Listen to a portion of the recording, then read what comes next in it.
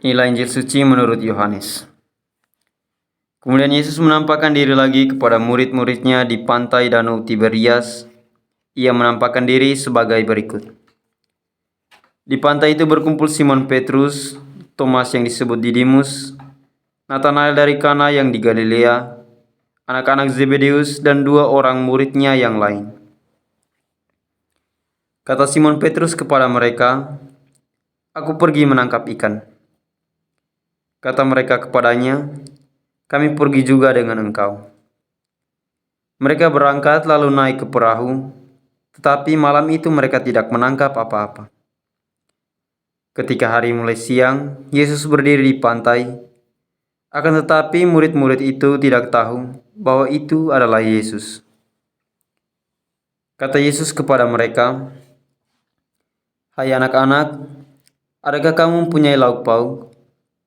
Jawab mereka, "Tidak ada." Maka kata Yesus kepada mereka, "Tebarkanlah jalamu di sebelah kanan perahu, maka akan kamu peroleh." Lalu mereka menebarkannya dan mereka tidak dapat menariknya lagi karena banyaknya ikan.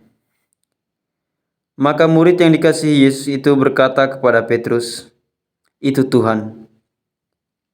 Ketika Petrus mendengar bahwa itu adalah Tuhan, maka ia mengenakan pakaiannya sebab ia tidak berpakaian, lalu terjun ke dalam danau.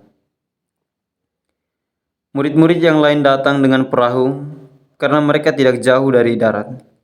Hanya kira-kira 200 hasta saja, dan mereka menghela jala yang penuh ikan itu. Ketika mereka tiba di darat, mereka melihat api arang dan di atasnya ikan dan roti. Kata Yesus kepada mereka, "Bawalah beberapa ikan yang baru kamu tangkap itu." Simon Petrus naik ke perahu lalu menghela jala itu ke darat, penuh ikan-ikan besar, 153 ekor banyaknya, dan tidak sungguh pun sebanyak itu, jala itu tidak koyak.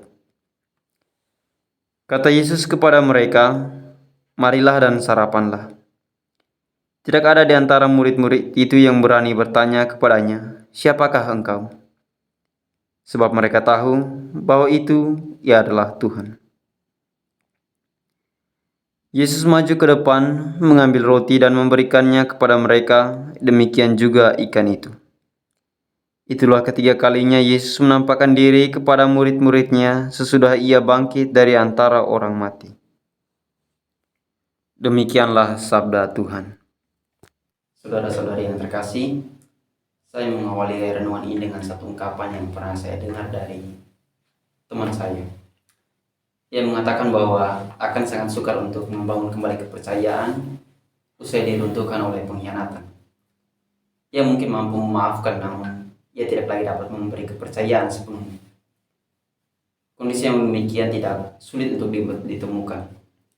Lantaran hal tersebut datang dari relasi yang kita bangun, relasi dalam kehidupan harian kita.